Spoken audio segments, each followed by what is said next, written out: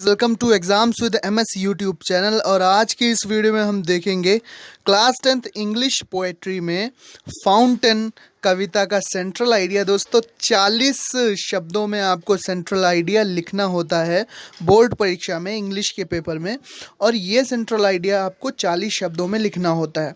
इसके लिए आपको 3 मार्क्स दिए जाते हैं, 3 अंकों का ये प्रश्न होता है। तो फाउंटेन का आज हम सेंट्रल आइडिया करेंगे। तो फाउंटेन जो कविता है हम जानते हैं, आपने पढ़ी होगी अच्छे से, जेम्स रसेल लॉवेल द्वारा लिखी गई पोएम है।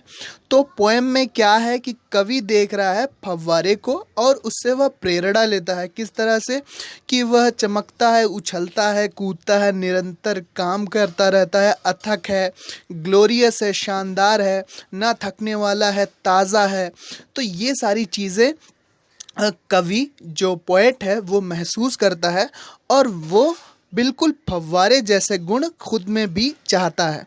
तो ये पूरे कविता का सारांश है, हिंदी में मैंने आपको बताया। इसके अलावा कई सारे स्टैंजाज हैं पोएम में। एक वीडियो मैं बनाऊंगा जिसमें स्टैंजाज का हिंदी अनुवाद होगा। लेकिन इस वीडियो में अगर आपने पोएम पढ़ी है तो यहाँ पर आपको सेंट्रल आइडिया अच्छे से समझ में आ जाएगा और बिल्कुल कम शब्दों में ये सेंट्रल आइडिया है। तो आपको ज़्यादा मेहनत भी नहीं करनी है, बस इतना याद कर लीजिएगा फाउंटेन में, तो आपके 3 नंबर ये मान लीजिए कि बिल्कुल पक्के हो जाएंगे। कोई सन ऐसा नहीं है जिसमें फाउंटेन का सेंट्रल आइडिया पूछा ना जाता हो। यहाँ पर आप देख पा रहे होंगे कि 9, 10, 11, 12, 13, 14, 15, 16, 17, 18 सभी में इसका सेंट्रल आइडिया पूछा गया है। तो शुरू करते हैं हम सेंट्रल आइडिया। तो the fountain is the source of inspiration for the poet. The fountain is the source of inspiration for the poet. जो फव्वारा है वो कवि के लिए क्या है? एक प्रेरणा है। यही इस कविता में कहा गया है। और क्या कहा गया है?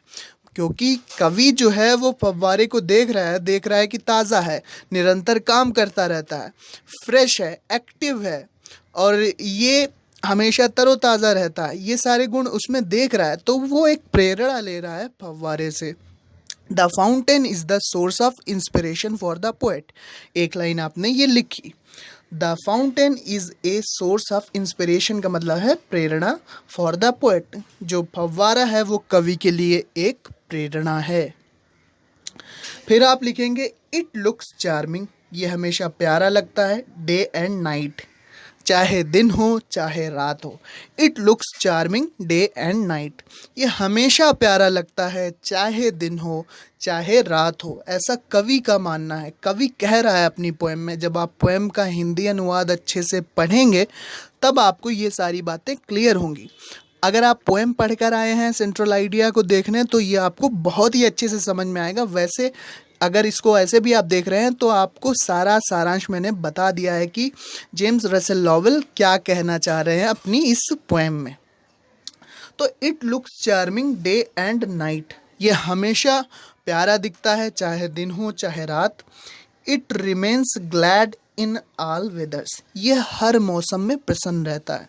वेदर्स का मतलब होता है मौसम और रिमेन्स का मतलब रहना, बरकरार रहना, लगातार किसी चीज़ का बरकरार रहना। तो इट रिमेन्स ग्लैड, ग्लैड माने प्रसन्न, it remains glad in all weathers. इतना आपने लिखा। तो 3 ही लाइन हुई हैं, 3 ही सेंटेंसेस अभी तक आपने लिखे हैं। तो 6-7 सेंटेंसेस ही हैं इस पूरे सेंट्रल आइडिया में। तो बिल्कुल आसान होने वाला है, 3 नंबर आपकी जेब में चले जाएंगे। लिखा हुआ है इट्स मूवमेंट्स आर नेचुरल, जो इसकी गतियां हैं वह कैसी हैं? प्राकृतिक हैं। And it can't be trend, और इसको कोई ट्रेनिंग नहीं मिली है। यह जो भी ये शो कर रहा है, उछल कूद जो फव्वारे में है, जो गतियां हैं, जो मूवमेंट्स हैं, वो नेचुरल है, वो कोई सीखी सिखाई गई नहीं है। It can't be trend. फिर है इट इज़ अनटायरिंग, यानी कि ये अथक है, ये बिना रुके काम करता है। एवर हैप्पी, हमेशा प्रसन्न रहता है। एवर हैप्पी का मतलब हमेशा प्रसन्न रहना। तो इट इज़ अनटायरिंग, अथक है, हमेशा काम करता रहता है, बिना रुके बिना थके। अनटायरिंग मतलब बिना रुके बिना थके।